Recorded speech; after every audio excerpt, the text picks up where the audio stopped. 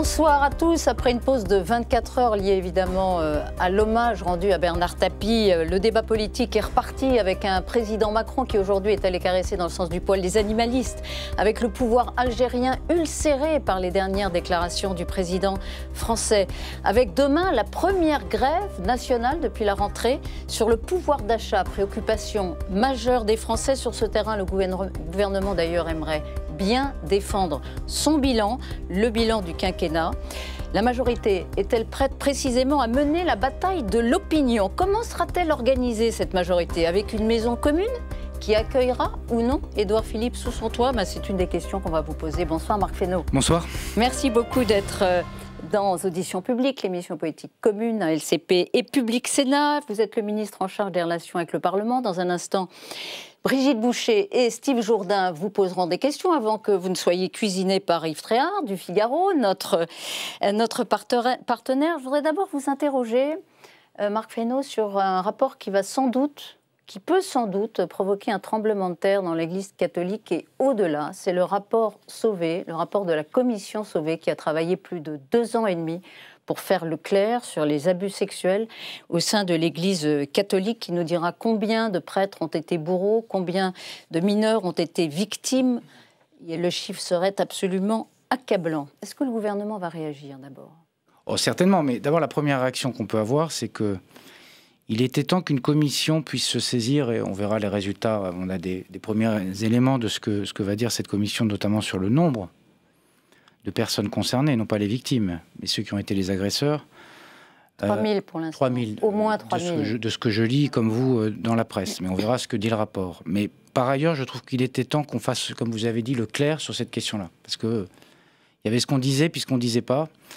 Dans un certain nombre de cas, malheureusement, la prescription est à l'œuvre. On peut dire malheureusement, parce qu'il y a des gens qui attendaient peut-être que justice leur soit rendue et qui, au fond, vivent avec cela depuis 10, 20, 30, 40, 50 ans. Et en même temps, c'est bien de faire la lumière et la vérité sur cette affaire-là. Et je pense que c'est un moment à la fois difficile, sans doute, pour l'Église, mais on gagne toujours à faire face à ces pires excès devant le public, en se disant après, et une partie des choses et des réponses seront plutôt au niveau de l'Église, qu'est-ce qu'on fait désormais pour que des choses comme ça ne soient pas arrivées? Il n'y a rien de pire que des victimes qui ont eu le sentiment pendant des années, non seulement qu'on n'écoutait pas leurs paroles, non seulement qu'on la niait, mais que par ailleurs, la seule réponse qui était apportée était une réponse de dire on va déplacer le fautif d'endroit, en sachant qu'en fait, on avait été victime et que d'autres seraient victimes et qu'au fond, personne ne se saisissait. Je voudrais parler, pas seulement au ministre, je voudrais vous parler à vous, Marc Fesneau. Je parlais au nom personnel.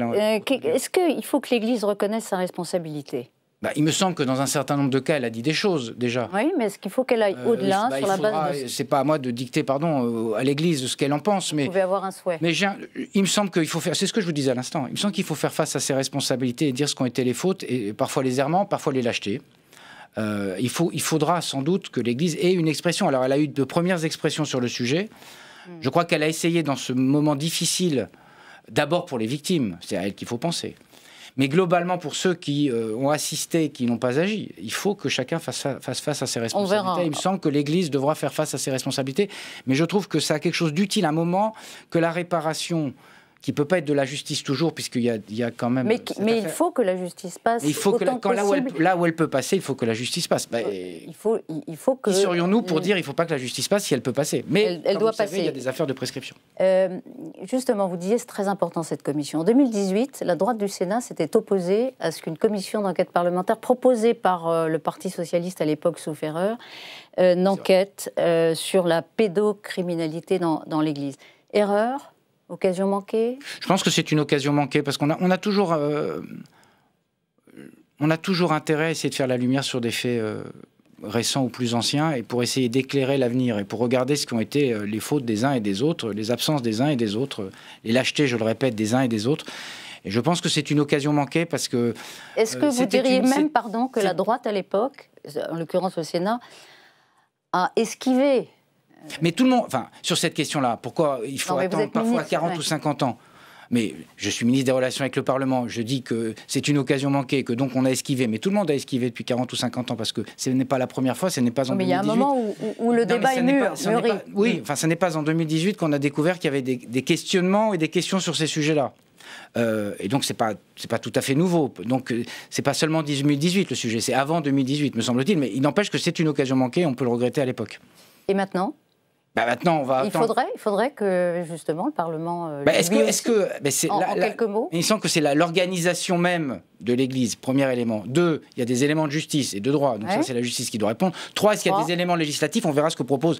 Moi, je n'ai pas les propositions de M. Sauvé, pardon. Il décrit ce qui est très important, si j'ai bien compris, ce qu'ont été les axes, ce qu'ont été les responsables, ce qu'ont été les fautifs dans une temporalité assez longue.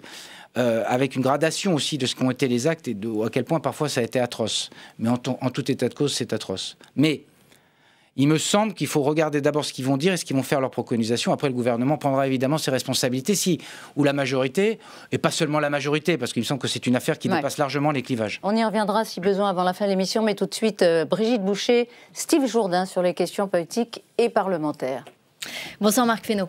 Le projet de loi visant à prolonger le pass sanitaire sera présenté le 13 octobre en Conseil des ministres. Le gouvernement souhaite qu'il puisse s'appliquer jusqu'au mois de juin, donc après la présidentielle. Est-ce que vous allez passer outre les réticences du Sénat sur ce calendrier ? D'abord, on va saisir le Conseil scientifique, d'ailleurs il est saisi, pour regarder de quels outils on doit disposer pour faire en sorte que nous puissions être armés, si vous me permettez cette expression, pour faire face à cette pandémie. Alors c'est paradoxal parce que c'est vrai qu'on est dans une phase et dans une période où la montée épidémique est dans une courbe inverse et qu'on est plutôt dans une phase de stabilisation, voire de décroissance très forte. On continue à voir décroître et un certain nombre de départements passent sous les seuils d'alerte qui avaient été fixés, y compris par le Conseil scientifique. Mais il faut quand même se doter. Donc le Conseil scientifique donnera un certain nombre d'éléments. Le Conseil d'État va être saisi sur le texte et donc ils poseront les questions qui sont posées au Conseil scientifique. C'est de quels outils on a besoin en cas de ressaut épidémique et est-ce qu'on est certain qu'il n'y aura pas de ressaut épidémique? Ça, c'est la question scientifique. Puis il y a la question juridique qui sera posée au Conseil d'État. Permettez qu'on... C'est des conseils dans les deux cas. Permettez qu'on voit ce qu'ils disent. Deuxième élément, il nous semble quand même que penser qu'on va complètement sortir de cette phase épidémique, on a appris depuis 18 ou un peu plus de 18 mois désormais que cette crise sanitaire existe, que ce qui paraissait être des accalmies, parfois, s'est révélé des accalmies. Ma question porte plus précisément sur le contrôle parlementaire de ce pass sanitaire. C'est-à-dire, est-ce qu'il faut un contrôle régulier, à savoir, est-ce qu'il faudra voter pour 2-3 mois La question principale qui est posée, c'est est-ce que c'est pour 2-3 mois? Est-ce qu'on enjambe la présidentielle? Et alors, vous répondez moi, il me semble que... Le Sénat souhaite effectivement que ça s'arrête en février ou mars. La droite et la gauche ne voteront pas votre texte. Oui, mais, pardon, sur ces sujets-là, dans un certain nombre de cas, y compris sur la question du pass sanitaire, tout le monde n'a pas pris ses responsabilités, nous avons pris les nôtres. Mais en tant que ministre des Relations avec le Parlement... Attendez, je vais répondre à votre question.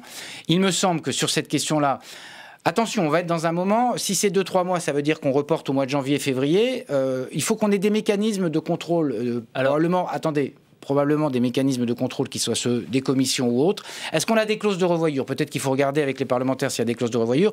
Est-ce qu'il faut revenir tous les 2 ou 3 mois devant le Parlement? Quand de toute façon, je le répète, que ce sont des éléments qui sont caducs en tout état de cause au bout du processus chronologique. C'est-à-dire que ce soit le 31 mars ou le 30 juin, de toute façon, c'est un processus caduc. Mais imaginez qu'on réunit le Sénat ou l'Assemblée nationale, parce que les mêmes qui vous disent on veut se réunir tout le temps, si on leur dit le 15 avril, il faut se réunir parce qu'on a un sursaut ou un ressaut épidémique, ils vont nous dire mais vous vous rendez pas compte, il y a une... Vous êtes réunis en septembre et tout le monde était au rendez-vous. Oui, mais on n'est pas dans la même temporalité, pardon, en mars-avril. Il ne vous aura pas échappé qu'on est dans des échéances électorales qui posent des questions. Il nous a été demandé d'ailleurs, et tout le monde était d'accord, pardon, tout le monde était d'accord, il nous a été demandé que la session se termine fin février.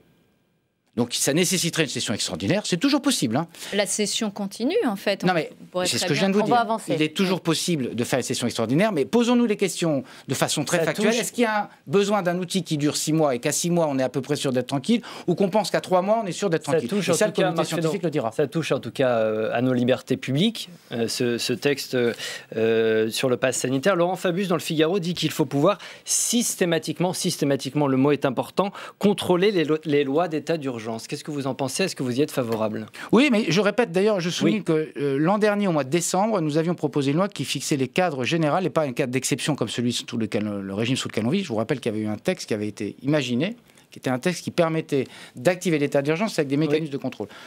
Il est dans la majorité, évidemment dans l'opposition. Nous objections qu'il était trop tôt, qu'il fallait avoir du recul sur la pandémie, qu'on préférait procéder par des textes qui, tous les 3, 6 mois ou 9 mois... Je vais vous poser la question autrement. Je vais vous poser la question. Non, une saisine automatique du Conseil constitutionnel sur ces lois. Mais elles ont été, dans tous les cas, de toute façon, sur toutes ces lois, le Conseil constitutionnel a été saisi. Oui, mais parce que de toute façon, pas de manière automatique. Mais pourquoi de manière automatique sur ces lois? C'est ce que suggère Laurent Fabius pour avoir une forme de paratonnerre. À chaque fois, oui, non mais pas le Premier ministre. Le Premier ministre une fois, je crois, et les groupes parlementaires d'opposition l'ont saisi une fois. Donc, est-ce qu'il faut que ce soit automatique? C'est prévu par la Constitution. Voilà.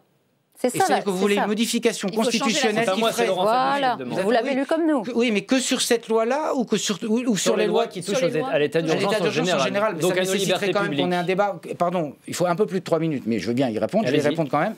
Qu'on ait des mécanismes de contrôle qui fassent en sorte que, dès lors qu'on active l'état d'urgence, on peut, comment dirais-je, revenir... soit devant le législateur, soit devant le parlementaire. Parce qu'une fois que la loi est votée, vous n'allez pas revenir tous les 15 jours. Vous voyez ce que je veux dire? C'est là qu'il y a quelque chose que je ne comprends pas dans la démonstration que vous me faites ou que vous dites. Le Conseil constitutionnel, le Conseil constitutionnel, il est saisi d'une loi quand elle est votée. Les états d'urgence, là on est sur un état d'urgence sanitaire. Quand vous êtes sur un état d'urgence d'une autre nature, il est dans la loi, il s'active.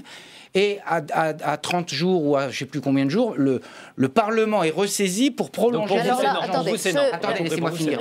Je pense qu'il faut qu'on ait un cadre. Oui, je pense qu'il faut qu'on ait un cadre plus global d'état d'urgence sanitaire, parce qu'une fois cette crise passée, il faudra qu'on se pose la question, parce qu'il n'est pas impossible qu'on ait des crises de même nature, qu'on ait besoin d'activer des outils et qu'on ait des outils plus stables. Cela doit... Et cette loi-là, évidemment, devrait être déférée devant le Conseil constitutionnel. Mais après, pas de manière automatique. Mais pourquoi on le ferait sur le sanitaire et pas sur les mécanismes d'état d'urgence d'une autre nature? On peut le faire sur les autres. Mais non, parce que l'état d'urgence... Mais non, je crois que vous connaissez mal le process.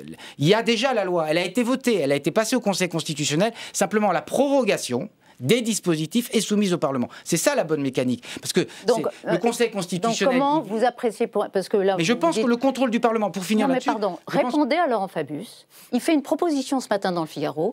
Il est inquiet qu'en effet, le gouvernement ne soit pas totalement bordé par un contre-pouvoir systématiquement du Conseil constitutionnel. Répondez-lui. Vous lui dites quoi? Vous lui dites quoi? Que tous les textes qui ont été votés en état d'urgence ont été déférés au Conseil constitutionnel. Donc pour vous, ça suffit et sa proposition je sais pas inopérante et n'a pas de pertinence.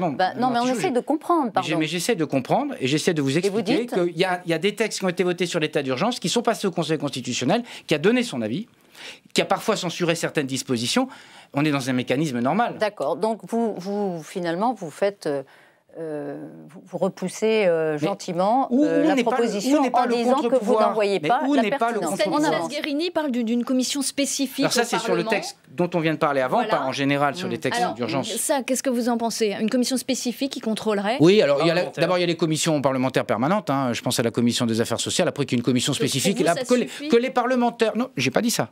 Que les parlementaires puissent trouver un mécanisme qui permette d'avoir une clause de revoyure régulière devant lesquelles les ministres viennent prendre rendez-vous pour dire voilà où on en est, voilà pourquoi on poursuit, voilà pourquoi on poursuit pas. Moi, je trouve que c'est pas un mécanisme mauvais. Vous me trouverez toujours sur le chemin d'un contrôle parlementaire. J'ai aucun problème. Je trouve que c'est la logique des institutions. Donc vous achetez la proposition Stanislas Guerini. Steve. Marc Fesneau, aujourd'hui, on lève le masque dans les écoles primaires de 47 départements. Est-ce que de la même façon, on peut envisager la levée du pass sanitaire dans certains départements? Alors c'est tout le paradoxe français, on l'a vu d'ailleurs l'an dernier, tout le mécanisme de différenciation est un mécanisme complet. Parce que quand l'an dernier, nous avions décidé de mesures plus difficiles dans certains territoires, je pense au territoire à Marseille, autant que je me souvienne, en septembre ou octobre dernier, immédiatement, s'était engagée une espèce de querelle entre Marseille et Paris, et globalement entre province et Paris. La difficulté de faire de la différenciation, moi je pense que c'est bien la différenciation, mais... En fait, dans la différenciation, on veut bien prendre quand c'est dans le bon sens et quand c'est difficile, on dit pourquoi moi et pas le voisin. Donc, ça peut être une question. Mais pour l'instant, il me semble que le pass sanitaire, vous disiez tout à l'heure qu'il y a des mesures privatives de liberté, y compris dans les lois qui ont été votées. Pardon, je vais vous dire ce qui a été le plus privatif de liberté, c'est de ne pas pouvoir sortir au mois de mars 2020 jusqu'au mois de mai 2020. On ne va pas refaire toute l'histoire. Est-ce qu'on peut aller plus directement? Parce qu'on a beaucoup de questions à vous poser. Ça veut dire simplement que sur cette affaire-là, probablement c'est possible, mais je pense qu'on n'est pas encore à cette phase-là. Je rappelle pour l'instant c'est non. Je rappelle qu'on a un certain nombre de gens qui doivent procéder à une 3e injection pour recouvrir totalement leur immunité, et que donc au moment où on est dans cette phase qui est une phase importante, en plus c'est les publics les plus fragiles, en rabattre peut-être qu'il faut un peu de temps. Mais c'est une hypothèse sur laquelle il faut travailler. On va parler des retraites. La situation sanitaire s'améliore. Le président ne semble pas avoir fermé complètement la porte à cette réforme. Est-ce que vous pouvez nous dire quand ce sera définitivement arbitré? Parce qu'on Le président de la République a dit un certain nombre de choses. Je crois que c'était le 12 juillet quand il avait annoncé les mesures sur les questions sanitaires et par ailleurs sur la perspective. Il avait dit 2 choses. 1, il n'est pas encore temps, compte tenu de la situation sanitaire, de repartir sur des textes comme celui. C'est pour ça que je dis que la situation sanitaire s'améliore. Attendez. Et la 2e chose, il avait dit en tout état de cause, je veux qu'on travaille à ce sujet-là pour faire en sorte qu'on ait voté ou pas voté un texte. 2e élément, excusez-moi, je suis ministre des Relations avec le Parlement, on va se dire les choses. Le temps moyen de vote d'un texte navette comprise en procédure dite accélérée, c'est 9 mois. Donc il n'y a plus de temps pour une grande réforme des retraites, c'est ce que vous nous dites. Il me semble qu'il faut qu'on travaille sur les attendus d'une réforme, parce que c'est mieux qu'on soit au clair sur un certain nombre de choses, mais le temps parlementaire, il est très restreint. Et donc, c'est effectivement difficile de le faire dans ce calendrier-là. C'est difficile de le faire dans ce calendrier. Et par ailleurs, souvent, depuis 15 jours ou 3 semaines, on commente ou des fuites ou des gens bien informés, comme disait l'autre, qui disent des choses. À date, il n'y a pas de texte sur la réforme des retraites. Alors voilà, c'est clair. Pour autant, on peut éventuellement passer dans le projet de loi de finances de la sécurité sociale. Vous pouvez répondre à cette question, ça ne sera pas dans le projet de loi de finances de la sécurité sociale, on peut faire passer une mesure sur les régimes spéciaux, sur les retraites minimum. Il sera présenté cette semaine, est-ce que ça figure dans le texte? Si on est sur le PLFSS, on ne fait pas des choses sur les régimes spéciaux parce que ça relève d'une loi spécifique. PLFSS, ça peut être éventuellement des mesures autour des minimums. Et ça, on permettrait que le ministre de la Santé et des Solidarités, le Premier ministre, présente le PLFSS quand il sera présenté, c'est-à-dire mercredi. Mais la réforme des retraites. Vous savez ce qu'il y a dedans? Est-ce que c'est dedans ou pas? Vous permettrez que le Premier ministre et le ministre des Solidarités. Donc vous ne direz pas. Donc on avance. Le bouclier tarifaire, une question précise. Oui, le Premier ministre a annoncé la semaine dernière la mise en place de ce bouclier tarifaire pour limiter précisément la hausse du prix du gaz et de l'électricité. Ça passe par quoi? Par une loi ou par un décret? C'est par des mesures budgétaires et par des décrets. Donc dans le budget de la sécurité sociale? C'est des affaires budgétaires, oui. D'accord. Un mot peut-être sur la réforme de la fonction publique, très vite, une question. Vous avez annoncé une grande réforme, une réforme historique même de la fonction publique et la suppression de l'ENA. Cette réforme, vous l'avez faite passer par ordonnance. Vous êtes le ministre des Relations avec le Parlement. Est-ce qu'il n'y a pas un mépris du Parlement ici? Oui, je vous rappelle que la sécurité sociale a été créée par voie d'ordonnance. L'ordonnance sur la justice des mineurs, ça s'appelait une ordonnance. Enfin, je veux dire, ne croyons pas qu'à chaque fois qu'on procède à des ordonnances, c'est un déni de démocratie. Par ailleurs, vous ferez remarquer, vous avez peut-être suivi ce qui s'est passé au Sénat. Le Sénat avait décidé de se saisir de la question, de vouloir en débattre. Mercredi. Et puis je crois qu'ils ont un sujet, c'est qu'ils ne sont pas tout à fait d'accord sur les attendus du texte. Non, mais ils sont d'accord contre cette réforme. Moi, je pense qu'il faut avoir recours aux ordonnances dans 2 situations. Et c'est ce qu'on a fait d'ailleurs quand vous regardez. C'est des situations d'urgence qui nécessitent d'aller très vite. Vous pensez bien que quand il a fallu mettre les mesures sanitaires, on avait besoin d'avoir des ajustements tellement techniques qu'il fallait que ça soit par voie d'ordonnance. Et 2, quand c'est, même si on n'est pas dans l'urgence, quand c'est des éléments extrêmement techniques, que ça passe par voie d'ordonnance. Ça n'empêche pas, d'ailleurs, dans un certain nombre de cas, de l'organisation des pouvoirs publics. Attendez, ça n'empêche pas, par ailleurs, ce qu'on a fait, y compris sur la justice des mineurs, donc la réforme de l'ordonnance de 45, que dans certains cas, le gouvernement fasse le choix d'avoir un débat au Parlement et qu'elle soit ratifiée par voie de débat. Il y a un débat au Sénat, donc on va regarder comment il se déroule au Sénat, mais ça va être quoi le critère? Ça va être quoi, très vite, ça va être quoi le critère c'est ce que je vous dis comme critère. Le critère de décision maintenant, c'est un peu le calendrier. Permettez-moi de le dire. Donc il faut qu'on ait cette réforme sur la main. Il y aura un débat au Sénat qui va s'organiser cette semaine. Et donc, à partir de là, c'est intéressant d'avoir l'avis du Sénat. Mais une fois qu'on a une réforme de cette nature-là, c'est bien qu'on puisse en débattre, c'est bien aussi qu'on puisse avancer. Donc, c'est pas exclu? Non. On est au milieu du gué? Je dis qu'on n'est pas au milieu du gué. Il y a un premier débat au Sénat. Oui. Mais vous me permettrez de dire que... On vous permet tout, Marc Fesneau, allez-y. Non, mais vous permettrez de dire, pardon, que... Non, parce qu'on dit certes de tout le monde veut faire des textes et tout le monde veut faire des tas de choses, mais 7 semaines de temps parlementaire d'ici la fin février. 3 semaines au Sénat. Donc on peut toujours dire qu'on va tout faire, et je peux vous dire ce soir, parce que ça serait bien de dire qu'on va tout faire, mais pardon, je suis un peu gardien des horloges, et de faire en sorte que les textes qui sont en cours soient votés. Allez, très vite, 2 questions, mais très intéressantes, alors, très concernantes. Une proposition de loi, les Républicains, va proposer jeudi d'à nouveau individualiser l'allocation adulte handicapé. Beaucoup de Français ne comprennent pas pourquoi vous refusez cette individualisation. Est-ce que tout simplement c'est parce que ça vient de l'opposition ? Non. Non, vraiment pas du tout sur un sujet comme celui-là. Simplement, on est un peu dans des choses commodes, c'est-à-dire que il me semble que quand on est sur des textes de cette nature-là, qui ont des conséquences, là on est sur l'allocation adulte handicapé. D'ailleurs, le texte a été voté en commission et il a été amendé. Vous permettrez que quand c'est un texte, y compris de l'opposition, puisse y avoir des amendements du Parlement. Enfin, je dirais, pas obligé de tout prendre non plus. Et deux, ça pose d'autres questions qui sont, à partir du moment où on le fait sur l'allocation adulte handicapé, ça pose le problème de la conjugalisation tout court. Est-ce qu'on a le droit de poser ces questions-là sans que ce soit une offense faite à l'opposition? On ne peut pas le faire sans que ce soit... Il y a une question qui est posée sur cette question-là. En tout cas, on va avancer. Est-ce que philosophiquement, vous, sur le principe même de la conjugalisation, vous êtes d'accord? De la déconjugalisation, pardon. Bah justement, il me semble que ça mérite la déconjugalisation. Le système français est plutôt basé sur la conjugalisation. Ouais. Si vous touchez à la conjugalisation... Ça remet forcément tout en question? Ça pose une question de si vous le faites pour ça, immédiatement, quand bien même il n'y a pas de sujet juridique, ça pose la question de pourquoi vous ne le faites pas pour le reste. Et donc ça pose les questions du modèle. Et il me semble que ça, c'est un débat qui pourrait être un débat intéressant dans le moment présidentiel que nous allons traverser. C'est conjugalisation, déconjugalisation. Quel est le modèle de la prestation sociale? Sur quel modèle on se base pour la construire? Voilà. Autre question, l'Assemblée nationale a voté l'article pour une fin de vie libre et choisie. Article 1 d'une proposition de loi du député Olivier Falorni, mais l'examen du texte n'a pas pu aller à son terme. Vous refusez de l'inscrire à l'ordre du jour. Est-ce que tout simplement le gouvernement fait de l'obstruction? Non, le gouvernement ne fait pas de l'obstruction. Je vous rappelle que sur ce texte-là, ce qui a fait de l'obstruction, c'est les 1000 ou 1500 amendements de l'opposition LR. Enfin, n'inversons pas la charge de la preuve, pardon. Deuxième élément, il me semble que c'est des sujets très sensibles et très puissants. Vraiment, hein. C'est des sujets qui, d'abord... Mais l'article 1 a été voté avec beaucoup de voix de la majorité. Mais on n'est pas dans la mécanique... Enfin, excusez-moi, c'est des sujets plus sérieux que de savoir s'il y a une majorité ou pas. C'est des sujets qui méritent du temps. C'est transpartisan. Non, mais, pardon, c'est des sujets sans doute qui méritent du temps. La difficulté de l'exercice... Vous savez que l'opinion, elle va plus vite que vous, alors. Hein, vous méritez du temps, vous prenez plus de temps au Parlement que l'opinion française. Je pense que l'opinion dit quelque chose... sous le vocable de mourir dans la dignité, tout le monde ne met pas la même chose. Pour les uns, c'est les soins palliatifs. Pour les autres, c'est l'aide à mourir. Pour les troisièmes, c'est donc sous ce vocable qui paraît simpliste, que je sais qu'on est dans un monde où on aime bien les choses où c'est noir et blanc. C'est plus compliqué que ça, cette affaire-là. Qu'il faille avancer sur ce sujet, c'est certain. Est-ce qu'on a du temps parlementaire pour le faire? Je vous ai expliqué quelque chose il y a exactement 5 minutes. La difficulté, c'est que dans une niche, c'est compliqué, et en particulier quand vous avez une partie, mais après tout, c'est leur droit aussi. C'est une initiative. Quand vous avez une partie des parlementaires qui décident de faire de l'obstruction parce qu'ils ne veulent pas de ce texte, pardon, pas moi qui vais venir leur dire ils font de l'obstruction, j'en prends acte. C'est pour ça que le texte n'a pas été voté. Si on essayait, me semble-t-il, d'avancer sur le sujet sans se dire il faut absolument qu'il soit voté avant le 28 février et qu'on essaie d'avancer de façon un peu apaisée sur un sujet qui est puissant, qui touche chacune et chacun d'entre nous parce que tout le monde a traversé ces sujets-là, je pense que ça serait mieux. Initialement, vous aviez 5 ans pour le faire. Hein, oui, mais ce n'est... Pardon. C'était pas dans le programme du président, mais ça doit l'être dans le programme de 2022. Ça n'était pas dans le programme du président de la République. La question de Brigitte. Ça doit l'être dans le programme de 2022. En tout cas, ça doit être dans le débat. Et je pense que c'est une question sur laquelle il faudra qu'on ait une expression. Oui, bien sûr.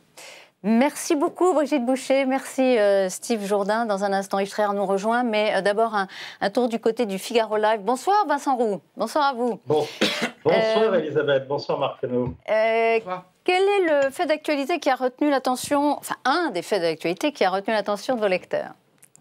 Eh bien, la visite d'Emmanuel Macron cet après-midi dans un refuge pour chiens et chats à Grès, en Haute-Saône. Alors, le président a noté le succès de la cause animale auprès de l'opinion. En parallèle, on note la montée d'un courant sur lequel s'est penché d'ailleurs notre confrère Paul Sugy du Figaro, c'est le courant antispéciste. Marc Fesneau, est-ce que vous approuvez la montée de ce courant ou bien est-ce que ça vous fait peur? Oh, ça me fait peur. Je vais dire les choses très clairement. Ça au moins c'est clair. Oui, mais parce que les questions... Parfois, il y a des choses simples, parfois acceptées, qu'il y ait parfois des choses complexes et des décisions complexes. Pourquoi ça me fait peur? Parce que je pense que c'est une confusion des choses. Que nous nous attachions, compte tenu de ce qui est notre place dans l'écosystème général, terrien, si on peut dire les choses, à avoir des comportements et des devoirs vis-à-vis des animaux, c'est une chose. Qu'on donne les mêmes droits, au fond, parce que c'est ça l'antispécisme, aux animaux qu'aux hommes, ça voudrait dire qu'il faudrait savoir quels sont leurs devoirs. Parce que sinon, on ne peut pas mettre à égalité des situations qui ne sont pas égales. Et moi, je trouve que dans le moment qu'on est, il y a une espèce de confusion des esprits qui place sur un pied de même égalité les êtres humains, l'humanité, et le reste du vivant. On peut à la fois se préoccuper du reste du vivant. D'ailleurs, je pense que c'est une responsabilité première des êtres humains, en particulier dans le moment qu'on vit, les questions de biodiversité, les questions... Parce que nous en sommes responsables et pour une part, nous sommes pour une grande part comptables de la dégradation, pour ne pas dire pour la grande part. Mais pour autant dire, je mets un signe égal entre l'humanité dans ce qu'elle est et la vie, l'eau, les autres formes de vie dans ce qu'elle est, alors là, pour le coup, je pense qu'il y a un moment de dévoiement qui me paraît assez grave.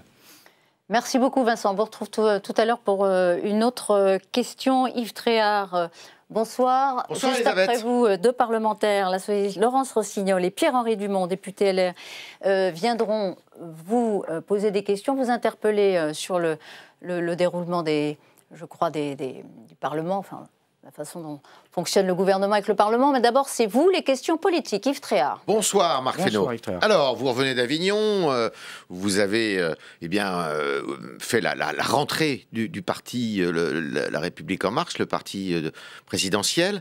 Et il est question de construire une maison commune avec votre parti, le MoDem, qui a été dirigé très longtemps par François Bayrou, et La République En Marche. Cette maison commune, c'est bien utile de la faire. Qui est-ce qui va la diriger ? Ce qui est utile de faire, je crois, effectivement, c'est dans ce qui est issu, au fond, du paysage de 2017, du grand bouleversement de 2017. Et qu'est-ce qui s'est passé en 2017 ? C'est que la bipolarisation a éclaté.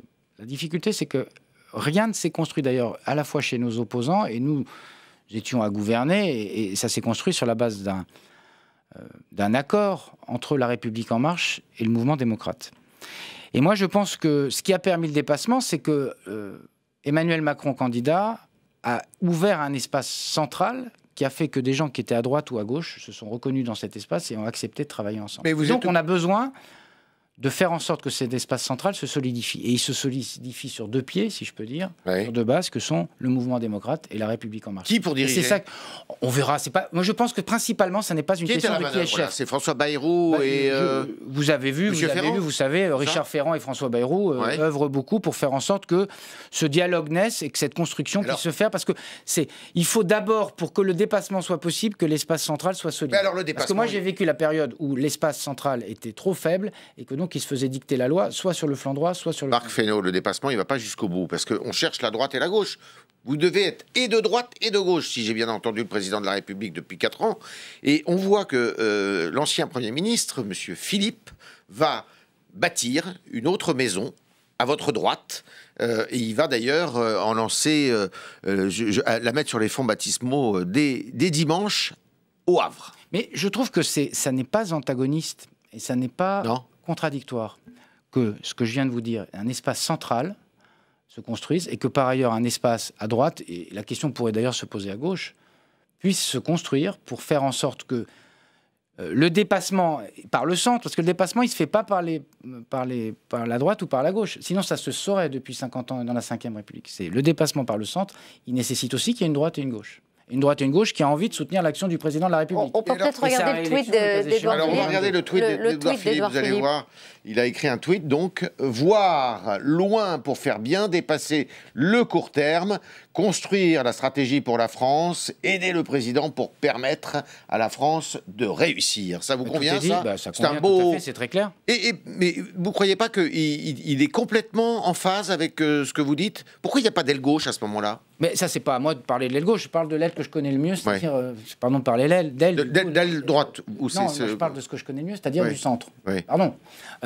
Et c'est bien qu'il y ait des gens qui se perçoivent et se vivent comme de droite. Et d'ailleurs, je me souviens très bien du discours de politique générale. J'étais à l'époque président de groupe à l'Assemblée nationale. Le nouveau Premier ministre Édouard Philippe a dit « Je suis un homme de droite et je l'assume ». Donc c'est bien qu'il y ait des hommes de droite et qu'ils l'assument. C'est bien que le centre s'assume dans ce qu'il est et que la gauche s'assume dans ce qu'elle est. Et que par ailleurs, on puisse, dans le moment compliqué qu'on vive, faire du dépassement, je trouve que c'est très bien. Il y a une chose qui me chiffonne. Il y a quelques ministres issus de la droite dans votre gouvernement, M. Darmanin, M. Le Maire, M. Lecornu. Pourquoi ils n'iraient pas rejoindre M. Philippe ? Je ne sais pas pourquoi vous me posez la question. Vous les invitez à venir dans la maison commune ? Mais il y a deux choses, pardon. Il y a la construction partisane, et je pense qu'on a besoin de remettre de l'ordre dans le paysage politique. Pas que nous. Globalement, on voit bien, vous le voyez tous et toutes, on est dans un paysage qui est un peu fracturé, qui est un peu illisible. Donc on a besoin, nous, pour ce qui nous concerne, après que les autres fassent leur œuvre, si je peux dire. D'accord. Et deux, donc ça c'est les organisations partisanes, le centre, la droite, la gauche. Puis après la maison commune, c'est ceux qui, se retrouvant sur ce qu'on a fait depuis 5 ans, bientôt, avec Édouard Philippe d'abord, avec Jean Castex ensuite, et ce qu'on a envie de faire dans les 5 ans qui viennent. Et donc là, il faut que ce dépassement, il se voit aussi par des gens qui viennent de la droite et de la gauche. Quand est-ce que le président de la République, s'il veut se faire réélire, doit se déclarer candidat à l'élection présidentielle? C'est pas à moi de lui donner conseil. Avant Noël? Ce qu'on voit souvent, alors c'est pas parce qu'on l'a vu souvent que ça existe toujours, c'est que c'est plutôt après Noël qu'avant Noël. Ouais. Après.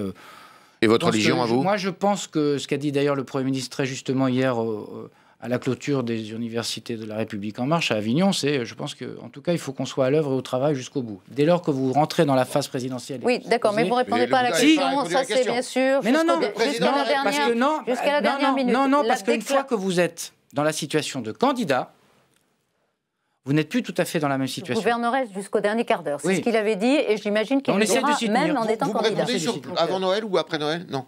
Si. Non, mais moi, je pense que le président de la République est sortant. Est-ce qu'il y a une urgence à le faire là maintenant? Non, probablement pas. Alors, et je trouve que c'est bien qu'on puisse, sur un certain nombre de sujets, enfin, on sort à peine, pardon, on fait comme si, il y a 6 mois, on n'était pas dans une situation dans une situation de crise sanitaire très grave, d'inquiétude très forte des Français, d'inquiétude économique et sociale.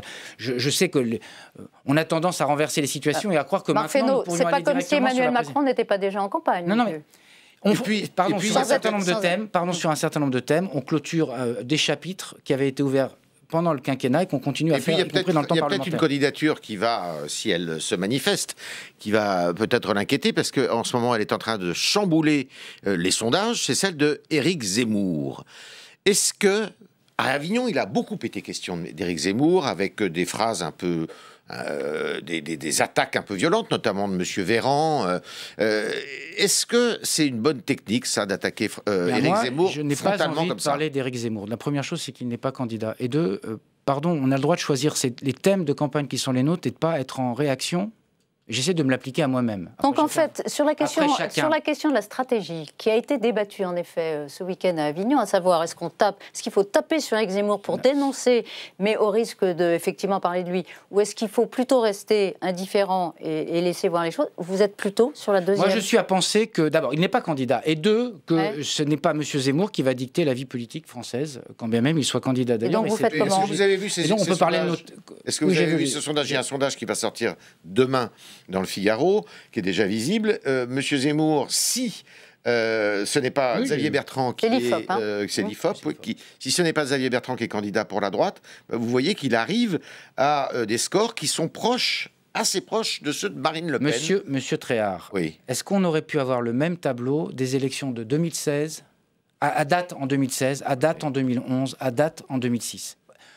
Pour me dire quoi? Donc ça veut rien dire. Simplement pour vous dire qu'à date, les sondages ne font pas une élection. Pardon, excusez-moi, je répète un truc un peu idiot. À date, en 2016, vous aviez Alain Juppé face à Marine Le Pen. Il n'y a pas un phénomène Zemmour, Marcelo? Est-ce qu'il y a... Non, mais j'ai pas dit qu'il n'y avait pas... Est-ce qu'il y a politiquement un phénomène Zemmour? Alors, est-ce qu'il y a un phénomène Zemmour? Vous aussi, vous connaissez comme moi la vie publique. Vous savez qu'il y a parfois des phénomènes, et vous êtes en train de me mettre dans l'hypothèse de il va être face à Emmanuel Macron. Bon. On peut ne pas partager ce sentiment-là. Je pense que rien n'est stable dans le moment qu'on vit, parce que la situation est par nature instable et la crise épidémique a renforcé cette instabilité. Donc, c'est les hypothèses de septembre. Montrez-moi un moment où les hypothèses de septembre ont été avérées depuis 25 ans. Elles n'existent pas, parce qu'on a connu Jean-Pierre Chevènement, y compris jusqu'au mois de février, ou fin janvier, si j'ai bonne mémoire, en 2002 à 14, il a fini à 7. On a connu des tas d'épisodes. Que M. Zemmour soit candidat, bien, s'il veut l'être, qu'il le soit. Qu'on ait des débats politiques sur ce qu'on veut faire du pays pendant 5 ans, très bien et parfait. Mais pardon, j'ai pas envie de résumer le débat public à l'hypothèse d'un candidat qui n'est pas candidat sur des sondages qui ne sont que des sondages. Une dernière question. Il y a un autre sondage qui est paru la semaine dernière, un sondage Ipsos, qui montrait que si vous ajoutez Mme Le Pen à M. Zemmour en termes d'intention de vote des électeurs, on arrive à 31% des voix exprimé. Est-ce que ça vous inquiète de voir ce que certains appellent l'extrême droite à 31% en France? Monsieur Tréhard, combien a fait Madame Le Pen au deuxième tour de l'élection présidentielle en 2017? Là, je parle du premier tour. Non mais d'accord, mais vous me faites des totaux, faites les mêmes... Non mais d'accord, mais faites les totaux. Je veux dire, ce qui m'inquiète, c'est évidemment que ces idées-là progressent. Parce que je pense que... Alors je ne sais pas si elles progressent d'ailleurs, mais en tout cas qu'elles soient aussi puissantes dans le pays, parce que je trouve que cette espèce de vague populiste qui fait qu'au fond on a des débats caricaturaux et que dès qu'on fait dans la nuance, ce qui est plutôt la marque de fabrique de l'espace dont je suis issu, évidemment ça ne va pas parce que c'est blanc ou noir. Ce que vous me reprochiez un peu d'une certaine façon tout à l'heure. Pardon, Non, je n'ai pas envie d'être dans le blanc ou noir. Je n'ai pas envie d'être dans le blanc ou noir dans ces affaires-là. Mais par ailleurs, c'est vrai qu'il y a des mouvements et des montées populistes qui sont d'ailleurs pas seulement un sujet français. Quand vous regardez dans la plupart des pays d'Europe et du monde, c'est des sujets qui sont très puissants. Donc c'est à ça qu'il faut veiller. Je pense que la responsabilité, non seulement de la majorité sortante, mais globalement de ceux qui sont vigilants sur un certain nombre de questions et d'équilibre dans un pays, et de penser qu'un équilibre qui est fracturé, quand vous voyez l'expérience qui a été vécue par les Américains, et qu'un pays qui est durablement fracturé après M. Trump, et ce qui se passe au Brésil, vous n'avez pas forcément envie de rentrer dans des logiques comme celle-là. Permettez que moi, je pense qu'il ne faut pas y rentrer. Après, ce n'est pas seulement une question d'extrême droite, d'ailleurs, c'est une question de hyper-populisme ou pas. La vérité, c'est que tous ceux qui ont fait ça, ils se sont heurtés au mur des réalités, et face au mur des réalités, ça mène souvent à des catastrophes. Merci beaucoup. Merci Yves Tréhard. Avant d'accueillir Pierre-Henri Dumont et Laurence Rossignol, justement, vous dites les sondages. Pour l'instant, ils ne veulent rien dire, en gros. Hein. Mais ça s'applique pour tout. Hein. Mais bien sûr, puisqu'on est à 7 mois de la présidentielle. Donc les bons sondages d'Emmanuel Macron, à date, comme vous dites, c'est un mirage pour l'instant. Mais tout est un mirage dans les sondages. Mais c'est une réalité à date, puisque, bonsoir, c'est une photographie à un instant donné. C'est ce que disent d'ailleurs eux-mêmes les sondeurs. Est-ce qu'on pourrait ne pas... à 7 mois, commenter tous les mois les sondages. Donc c'est pas gagné, Emmanuel Macron. Ah mais moi, vous ne me trouverez jamais sur le terrain de l'espèce d'autosatisfaction ou le terrain de on a gagné. D'abord parce que j'ai une expérience personnelle de ces sujets-là, donc ça apprend toujours la modestie, quand vous avez un peu de temps de vol, si vous me permettez cette expression. Et une élection par nature, ça n'est jamais joué. On a le plaisir d'accueillir ça n'est jamais joué. Laurence Rossignol, sénatrice socialiste. Bonsoir Laurence. Bonsoir. Merci beaucoup d'être avec nous. Bonsoir Pierre-Henri Dumont, député LR Pas-de-Calais. Bonsoir. Bonsoir. À vous, un débat commun, c'est la règle. Et ensuite, 2 cartes blanches. On commence par le débat commun et on commence par vous, Laurence Rossignol. Le chapitre que vous vouliez ouvrir ensemble face à Marc Fesneau, le Parlement est-il respecté? Allez-y. Écoutez, vous avez la parole. On va d'abord... Peut-être, comme j'ai écouté le débat précédemment, je voulais vous rassurer, Monsieur le Ministre, si vous décidez de convoquer le Parlement au mois d'avril, au mois de mars, pour proroger le pass sanitaire si c'est nécessaire, nous répondrons présent, comme nous avons répondu présent à chacune des sessions extraordinaires que le gouvernement a convoquées. Donc en ce sens, je renforce ce qui a été dit déjà par d'autres collègues, qu'il n'est pas raisonnable de demander au Parlement de voter aujourd'hui une prorogation du pass sanitaire jusqu'en juin prochain. Je crois que c'est votre projet. Nous serons là en février, mars ou avril pour le voter. Ensuite, ma question, effectivement, elle va être assez concrète. Je vais prendre un exemple. Nous savons en France que l'accès à l'IVG n'est pas garanti pour toutes les femmes, pour différentes raisons sur lesquelles on pourra revenir. Et l'Assemblée nationale a voté une proposition de loi. Et puis ensuite, le Sénat a examiné ce texte. Et puis le texte est revenu à l'Assemblée nationale. Il se trouve que, par un miraculeux hasard et un bon concours de circonstances, la majorité LR a fait un peu d'obstruction parlementaire sur ce texte, mais nous avons bien senti qu'au-delà de l'obstruction parlementaire de la majorité, de la minorité LR de l'Assemblée, sur laquelle le gouvernement peut régulièrement passer par beaucoup de moyens de procédure, le gouvernement n'a pas voulu suivre l'Assemblée nationale sur ce texte. Pourquoi, alors que vous êtes ministre chargé des relations avec le Parlement, ne garantissez-vous pas que l'initiative parlementaire de votre propre majorité puisse déboucher? Pourquoi, sur un sujet aussi important que celui de l'IVG, le gouvernement bloque? Alors, je vais vous répondre très précisément. D'abord, on ne bloque pas les initiatives parlementaires. Dans la session qui s'est ouverte là, jusqu'au mois de février, environ jusqu'au mois de février, 80% des textes qui seront débattus sont des textes d'initiative parlementaire. On appelle des propositions de loi, des PPL. Y compris d'ailleurs venant du Sénat, puisqu'il y a des textes qui viennent du Sénat qui vont être examinés prochainement à l'Assemblée nationale et qui ne viennent pas de la majorité présidentielle du Sénat. D'ailleurs, au Sénat, c'est plutôt les LR et le PS, le groupe auquel vous appartenez, qui sont ensemble, qui constituent une forme de majorité, en tout cas d'une opposition collective au gouvernement. Bon. Deuxième élément, la taxe sur l'IVG. c'est une initiative parlementaire. Le gouvernement a tenu toujours depuis le début, la première position, c'était de dire on va saisir le comité national d'éthique, lequel a rendu son avis pour dire deux choses, pour dire pas d'opposition en termes d'éthique. Je ne veux pas trahir parce que vous connaissez beaucoup mieux que moi ces sujets. Et le deuxième sujet, il a dit d'abord s'attacher à faire en sorte qu'à 12 semaines, les femmes puissent y avoir accès. Et au fond, c'est ça la réponse du gouvernement. Que les parlementaires se saisissent de texte, très bien. Le gouvernement a le droit aussi d'avoir une opinion. L'opinion, c'est qu'on en a rabattu. Pourquoi on est dans cette situation-là? Et vous avez raison, c'est autant de... Enfin, vous ne l'avez pas dit comme ça, mais je sais que vous pensez ça et vous avez raison. C'est autant de situations individuelles et de drames personnels. C'est beaucoup, et dans la plupart des cas, parce que les femmes n'ont pas accès à l'IVG. Pourquoi? Parce que manque de gynéco, structures qui ont disparu, et ça n'est pas sous ce quinquennat-là particulièrement que c'est arrivé. Et donc, on a un besoin... D'abord, parce que quand bien même on passe de 12 à 14, c'est de renforcer les structures pour qu'aucune jeune femme qui soit dans la situation d'avoir à recourir à l'IVG ne puisse y échapper. Quand vous êtes dans un département comme le mien et que c'est moins d'une dizaine de gynécos que vous avez... Rappelez-vous les départements. Oui, pardon, vous avez raison. Évidemment, vous avez beaucoup moins accès que quand vous êtes dans d'autres territoires. Il y a une inégalité territoriale et une inégalité sociale très forte, mais que vous connaissez mieux que moi même. C'est à ça qu'il faut s'attacher. Et donc, c'est vrai que pour le coup, là, il y a eu une forme... mais après tout, moi, j'ai du mal à parler d'obstruction parce que je ne série pas l'obstruction, pour tout vous dire. Il n'y a pas la bonne et la mauvaise obstruction. Il y a de l'obstruction. Ça fait partie des techniques parlementaires, c'est pas très nouveau. C'est ce qui s'est passé sur la PPL, dans la deuxième itération, si je peux dire, à l'Assemblée nationale. Il appartient au groupe parlementaire, de se saisir des questions et de faire en sorte que... Parce que par ailleurs, il y a d'autres textes. Il y en a un sur l'adoption.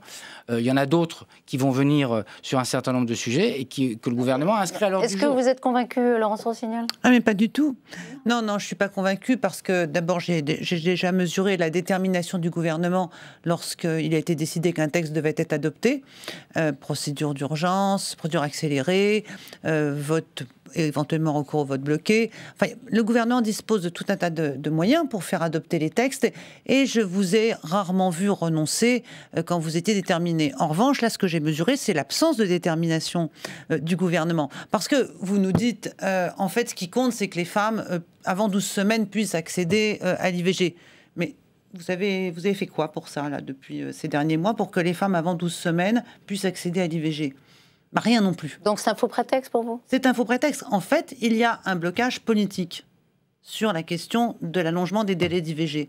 C'est un blocage politique qui est un blocage qui s'exerce du Premier ministre et du Président de la République contre votre propre majorité parlementaire. Et au-delà des sujets d'IVG dont on pourrait discuter longuement, ce que je trouve intéressant, c'est le moment où un gouvernement s'oppose à sa majorité parlementaire. Le moment où il y a un désaccord entre le gouvernement et la majorité parlementaire. Alors quand le désaccord vient de la majorité parlementaire, le gouvernement a beaucoup de moyens de faire céder la majorité parlementaire. Et c'est comme ça que ça se passe en général.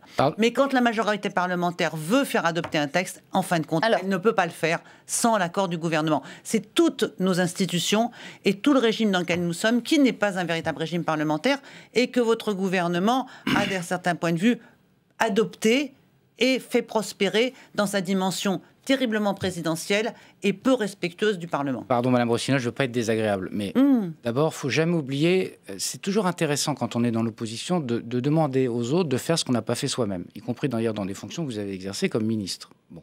Vous sortiez d'une majorité qui n'a pas mis en place l'allongement de l'IVG, pardon. 2012-2017.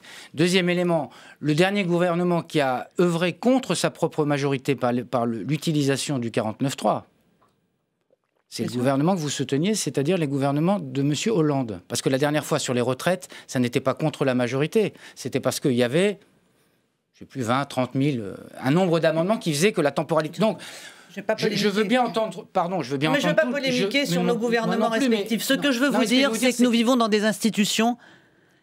Qui sont des institutions totalement défavorables à la représentation populaire via le Parlement. Et que les gouvernements auxquels j'ai pu participer, les faits, comme le fait que vous l'ayez fait vous, n'est absolument pas encourageant pour l'avenir. Ce que j'attends, moi, pour 2022-2027, c'est un candidat, une équipe qui va nous dire « je vais rompre avec cette crise institutionnelle qui est provoquée par le déséquilibre des institutions ». Pardon, est-ce que je peux répondre? Non, mais c'est pas pour polémiquer. Je voudrais juste répondre sur cette question parce que je pense que là, je suis en parfait accord avec Madame Rossignol. Je pense qu'on a devant nous, et devant vous, un débat qui est le sujet de l'équilibre des pouvoirs en France. Parce que petit à petit, les réformes constitutionnelles successives, l'inversion du calendrier électoral, le septennat transformé en quinquennat, non renouvelable plus d'une fois, tout ça a modifié puissamment les institutions sans pour autant qu'on ait renforcé les pouvoirs du Parlement. Je trouve que la réforme que nous avions posée, sans doute, j'étais à l'époque président de groupe, mais je n'ai pas changé d'avis parce que je suis devenu ministre des Relations avec le Parlement, parce que j'essaie de ne pas me dédoubler, c'est mieux pour soi-même. Je pense qu'on n'allait sans doute pas assez loin. On n'a pas pu aller au bout de cette réforme, mais je pense qu'il faut remettre sur la table une réforme, une révision constitutionnelle qui permette effectivement de réviser, et je le dis maintenant... Pourquoi ? Donnez-moi la mesure il faut qui que permet. la maîtrise du calendrier, la capacité d'initiative du Parlement, les moyens de contrôle, il faut qu'on retravaille là-dessus. Mais fondamentalement, vous disiez, et vous avez raison, factuellement, vous décriviez la situation d'un régime très présidentiel, mais la vérité, c'est que l'inversion du calendrier et le quinquennat ont hyper présidentialisé, et joyeusement, tous les partis, y compris le mien, pour tout vous dire, avaient voté ça sans se rendre compte des conséquences. Donc on a des questions devant nous, et ça, pour le coup, je partage totalement cette nécessité d'équilibrage. Pierre-Henri Dumont, député LR. Pardon, mais il n'y a pas besoin de changer la Constitution ou d'avoir un grand programme présidentiel pour renforcer les droits du Parlement. Vous nous aviez proposé, avec la majorité En Marche, une nouvelle façon de gouverner. Par exemple, le président de la République qui venait s'exprimer devant le Congrès avec un droit de réponse en dehors de la présence du président, mais en tout cas un droit de réponse au moment du Congrès. Soit. Mais la réalité, c'est que quand on prend les questions écrites, qui sont un moyen de contrôle de l'action du gouvernement par les parlementaires, on a 70 à 75% des questions écrites qui n'obtiennent pas de réponse dans les 6 mois. Alors que normalement, c'est une obligation de la part du gouvernement. Je suis, autre exemple, rapporteur pour avis de la Commission des Affaires étrangères sur le budget de l'immigration. J'ai envoyé mes questions aux différents ministères en juillet. Je dois rendre mon avis dans 2 semaines. Je n'ai pas encore obtenu les réponses des ministères. Comment est-ce que vous voulez que nous puissions contrôler l'action du gouvernement, nous parlementaires, ce qui est inscrit dans la Constitution, alors que vous, gouvernement, représentants de ce gouvernement, vous êtes infichus de respecter les délais qui normalement sont garantis par la Constitution et par le droit. Là, il n'y a pas besoin de changer quoi que ce soit, il y a juste besoin d'une bonne volonté. Quand les oppositions demandent à l'Assemblée nationale la création d'une commission d'enquête pour un sujet extrêmement important qui a heurté les Français, la question des sous-marins, de la rupture du contrat qu'on avait avec l'Australie, vous, votre gouvernement, votre majorité ici à l'Assemblée nationale a refusé la création de cette commission d'enquête. À un moment donné, on veut bien tout entendre, mais il y a aussi besoin, si on veut un Parlement qui fonctionne, qui puisse accélérer et accéder aux besoins des citoyens de contrôler l'action du gouvernement, que ce gouvernement y mette un peu du sien. Vous êtes ministre... Alors, la parole à la Défense. Vous êtes ministre, pardon, mais de relations avec le Parlement et de la participation citoyenne. La participation citoyenne, monsieur le ministre, ça commence aussi par respecter le Parlement. Mais monsieur Dumont, vous me trouverez toujours sur votre chemin sur ces affaires de questions critiques. Ça fait 2 fois que vous faites la même réponse. Non, attendez. Non, mais le taux de réponse est exactement le niveau de réponse des quinquennats précédents. Vous étiez supposé faire mieux quand même. C'est ce que vous nous avez vendu en 2017, qu'avec vous, on allait voir ce qu'on allait voir. Vous censiez être des pros, ceux qui allaient bouleverser la politique. Ne vous énervez pas, je finis ma réponse. Moi, je suis ministre des Relations avec le Parlement, donc je suis dans l'interface que vous décrivez. À chaque fois que je suis saisi d'une question écrite, et vous avez raison dans un certain nombre de cas, parfois, les délais de réponse sont beaucoup trop longs. À chaque fois, je saisis le ministre concerné pour que les délais soient raccourcis. Ça ne change rien. Ça n'est pas vrai. Ça n'est pas vrai. Le taux de réponse est profondément accéléré. Deuxième élément, il y a des ministères, y compris dans la période de crise sanitaire qu'on a vécue, qui ont beaucoup de questions écrites. C'est le ministère des Affaires sociales. Le ministère des Affaires sociales, c'est plusieurs milliers de questions écrites. Par ailleurs, je pense qu'il y a un certain nombre de questions qui pourraient se traiter. Alors la question écrite donne du formalisme et donne du poids au fond à la réponse qui est formalisée. C'est pour ça qu'elle a besoin d'être précise. Parce qu'une question écrite, elle est publiée. Mais donc, on a besoin de travailler pour améliorer les process. Je suis absolument d'accord avec vous sur cette question-là. Je ne sais pas si on a fait moins bien que les autres. Je pense qu'on a fait plutôt mieux dans un contexte en plus où le gouvernement, et en particulier un certain nombre de ministères qui sont très sollicités sur les questions écrites, ont été pris et mobilisés sur le sujet de la crise sanitaire. Alors ça ne suffit pas, l'effet de rattrapage est en cours et je pense que c'est un élément important. Par exemple, sur le taux d'application des lois, on est sur un taux d'application des lois qui sera très satisfaisant à l'issue du quinquennat. Ce qui est aussi un élément important est de crédibilisation. Vous avez raison. La participation citoyenne, c'est aussi d'abord, ça n'a jamais été pour moi, mais vous le savez, un mécanisme d'opposition avec la démocratie représentative. Premier élément pour que les citoyens aient envie de se réintéresser à la politique, c'est qu'il y a un bon fonctionnement entre le Parlement et le gouvernement. Si vous voulez me faire dire que c'est parfait, je vous dirais non. Mais il y a quand même des choses et des voies qui ont été améliorées. Je vais vous donner un deuxième exemple, sur le travail parlementaire. quinquennat de Nicolas Sarkozy, quinquennat de François Hollande. Les propositions de loi dans les niches parlementaires, elles étaient... Alors, c'était la version la plus hard, si vous me permettez cette expression, sous le quinquennat de Nicolas Sarkozy, elles étaient rejetées. Sans débat. C'est exactement ce que vous avez fait de 2017 à 2019. Après, sous le quinquennat suivant, c'était plus hypocrite. On renvoyait aux commissions, c'est-à-dire ce qu'on appelle renvoyer aux calendes grecques. C'est comme ça, c'est ça ce que ça veut dire, renvoyer en commission. 2017-2019, effectivement, ça a continué sur cette voie-là. Et j'ai été de ceux, y compris comme président de groupe, puis comme ministre, à dire il faut qu'on ait des débats en niche parlementaire. Parce que je pense que c'est utile qu'on ait des débats parlementaires. Alors, pardon, mais ce n'est pas vrai, parce que vous avez fait appel au vote bloqué, à la réserve de vote sur plusieurs propositions de loi. Moi, j'ai une question qui est très simple et très claire. Jeudi, à l'Assemblée nationale, les Républicains ont leur niche. Il y aura en particulier une proposition de loi qui est celle d'Aurélien Pradier sur à nouveau la déconjugalisation de l'AAH. Est-ce que vous allez la voter? Est-ce que vous allez... Mais elle a été, on en a parlé tout à l'heure. Est-ce que vous allez mettre dessus des procédures artificielles pour bloquer les votes? Pardon, elle a été examinée en commission la semaine dernière, comme vous le savez. Il y a un texte qui sort de la commission. Et vidé de sa substance, vous avez supprimé l'ensemble des articles. Excusez-moi, il faut aussi que vous acceptiez quelque chose. Il y a une majorité, il y a une opposition, il y a des délibérations. D'ailleurs, parfois, et dans la majorité et dans l'opposition, il y a des voix qui sont distinctes. Est-ce que vous pouvez accepter le vote final? Est-ce que vous pouvez prendre l'engagement ici de ne pas utiliser ni vote bloqué, ni réserve de vote jeudi lors de la niche? Monsieur Dumont, nous sommes dans la voie d'un travail parlementaire classique, pour le coup. Et par ailleurs, nous sommes dans la voie du texte qui apparemment a été voté en commission et qui sera délibéré jeudi. Laissez faire le débat parlementaire tranquillement. C'est aussi ça d'accepter la démocratie. Par ailleurs, monsieur Dumont... Laurence Rossignol. Juste une seconde. Non, Laurence Rossignol. Par ailleurs, il faut quand même... je sais que les niches parlementaires sont le moment où on essaie, d'ailleurs parfois il y a 7, 8, 9, 10 textes qui sont proposés, disant que parfois il faut un seul texte. Allez-y. Deux choses. La première, c'est sur les questions écrites. Je vais vous donner le point de vue de quelqu'un qui a été dans l'État. Vous avez en commun tous les deux de trouver qu'il y a toujours trop de fonctionnaires partout, qu'il faut dégraisser les administrations centrales. Vous avez l'un et l'autre un projet pour que la France puisse réduire ses dépenses publiques et en particulier pour réduire les dépenses de la fonction publique. Eh bien, je vais vous dire une chose, il n'y a plus assez de fonctionnaires dans les administrations centrales pour tenir le rythme des questions écrites. Les parlementaires en font beaucoup. Et nous n'avons pas les ressources humaines en face. Donc il faut savoir, soit on veut des questions écrites auxquelles on répond, et on prend les fonctionnaires, et on recrute les fonctionnaires qui vont avec, soit on pense qu'il faut dégraisser l'administration centrale, et on ne peut pas répondre à temps dans les questions écrites. Mais ça, c'était une petite remarque comme ça. Mais votre conversation est intéressante, parce qu'en fait, vous êtes en train de nous expliquer qu'on pourrait très bien, avec la bonne volonté, le respect du Parlement, tout à fait permettre à notre régime parlementaire de prospérer. Mais en fait, non. Parce que toutes les armes qui sont dans la Constitution, toutes les armes, tous les gouvernements les utilisent à chaque fois. C'est pour ça que je pense, pour ma part, qu'il faut changer de régime constitutionnel. Si on veut réellement que le Parlement fasse autre chose que de poser des questions écrites, mais qu'il ait l'initiative parlementaire des lois qui aboutissent, qu'il ne se voit pas opposer à chaque fois que ça va coûter de l'argent à l'État, le fameux article 40 de la Constitution. Alors, c'est un débat. On va demander à Monsieur Dumont. Vous êtes d'accord? Et ensuite, la réponse de Marc Fesneau. Non, je pense sincèrement, par exemple, sur la question des questions écrites, ça a déjà été rationalisé. On avait auparavant un stock infini par député de questions écrites. Aujourd'hui, c'est limité à une question par semaine. Donc, pas nous. On a, en tout cas, à l'Assemblée, c'est comme ça que ça fonctionne. Au Sénat, on en a autant qu'on veut. C'est ainsi que la majorité En Marche a voulu rationaliser le travail parlementaire. Sur la question de... Et donc, du coup, il est possible de répondre à ces questions qui sont extrêmement importantes, parce que vous l'avez dit, c'est plus mais ça limite les droits du Parlement, quand même, que de limiter à une question par député.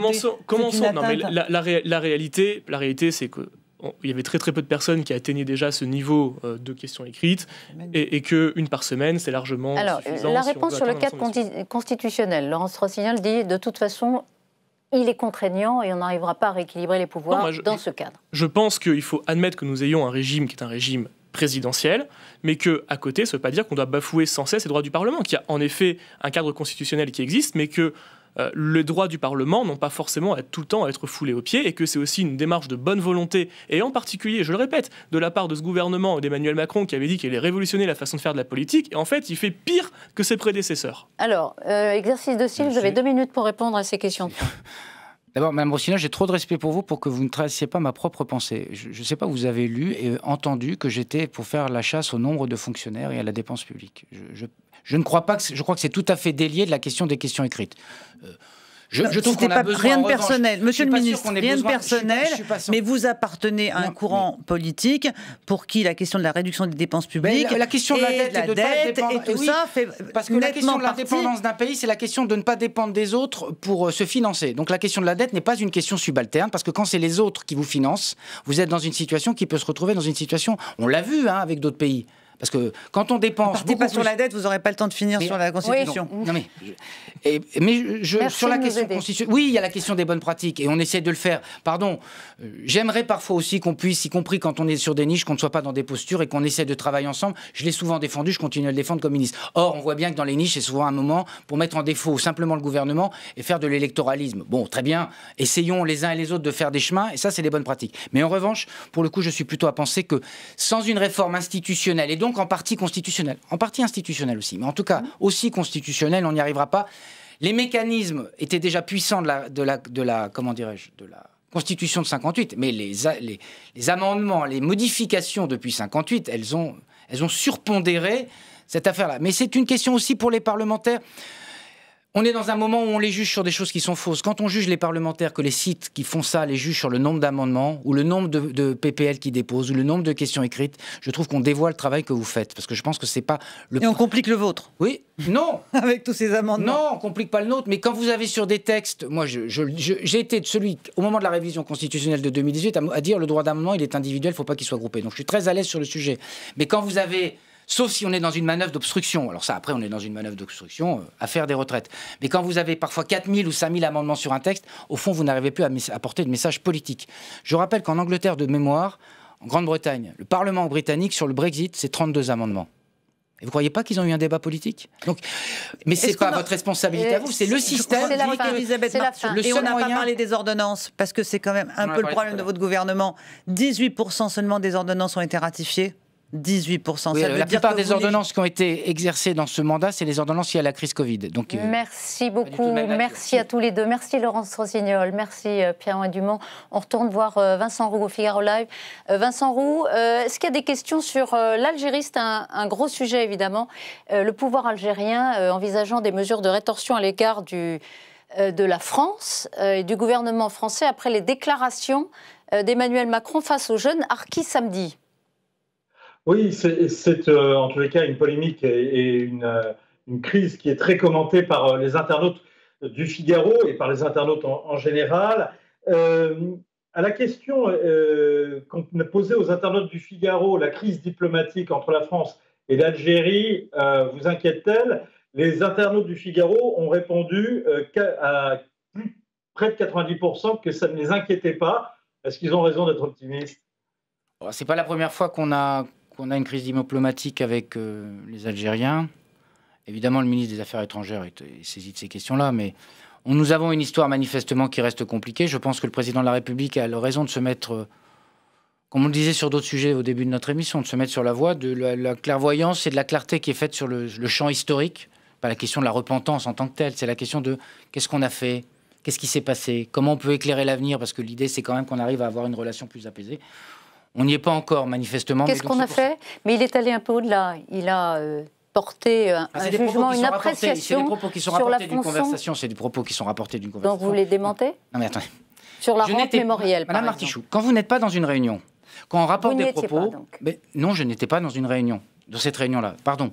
Quand on rapporte des propos, j'ai appris d'expérience que je ne commente pas des propos qui sont rapportés. Voilà, c'est aussi simple que ça. Après, par ailleurs, il y a un élément diplomatique qui a été évoqué. Je ne pense pas que ce soit inquiétant, mais il faut toujours essayer... on a une histoire qui est compliquée, mais en même temps une histoire très liée avec l'Algérie. Donc il faut à la fois ne pas s'en inquiéter et en même temps il faut veiller à ce que nous ayons des relations avec un pays qui est un pays voisin avec lequel nous avons une histoire très, très puissante. Oui. Si vous voulez dire un mot sans ouvrir un chapitre... Juste pour dire que je regrette que le ministre des Affaires étrangères ait apporté au Parlement, à une de mes questions, un soutien aussi puissant au gouvernement algérien quand je l'ai interrogé sur la répression en Algérie. Tout ça pour en arriver aujourd'hui à se rendre compte que les relations n'étaient pas si bonnes. Vincent Roux, vous avez une question encore à poser au ministre? Oui, c'est sur la question des visas. On voit bien qu'il y a une demande quand même de fermeté qui émane souvent des internautes. Jusqu'où le gouvernement est prêt à aller? Est-ce que effectivement le gouvernement est prêt à baisser drastiquement le nombre de visas en provenance notamment d'Algérie. Mais c'est ce qu'il ne fait pas pour une raison de fermeté, pour une raison de réciprocité. Vous ne pouvez pas à la fois dire il y a des visas et en même temps, quand vous êtes dans des mesures de raccompagnement à la frontière, de retour dans le pays d'origine, vous vous retrouvez dans la situation où les pays d'accueil, ou les pays d'origine plutôt d'ailleurs, refusent le retour. Parce que là, on a quelque chose qui est unilatéral. Et donc, c'est ce sur quoi nous avons un débat avec l'Algérie, et pas qu'avec l'Algérie d'ailleurs. Parce que il y a ceux qui disent c'est assez facile et commode. Mais ça n'est possible de remettre quelqu'un dans son pays qu'avec l'accord du pays. Et donc, c'est là où il faut trouver à la fois des voies des dialogues et puis la voie de dire à un moment, il faut de la réciprocité dans un rapport entre deux partenaires, il faut de la réciprocité. L'émission est terminée. Merci beaucoup Marc Fesneau d'avoir été avec nous pendant 1 heure dans Audition publique. Merci de nous avoir suivis. On se retrouve bien sûr la semaine prochaine à 19h30 pour un prochain numéro d'Audition publique. Bonne soirée à tous.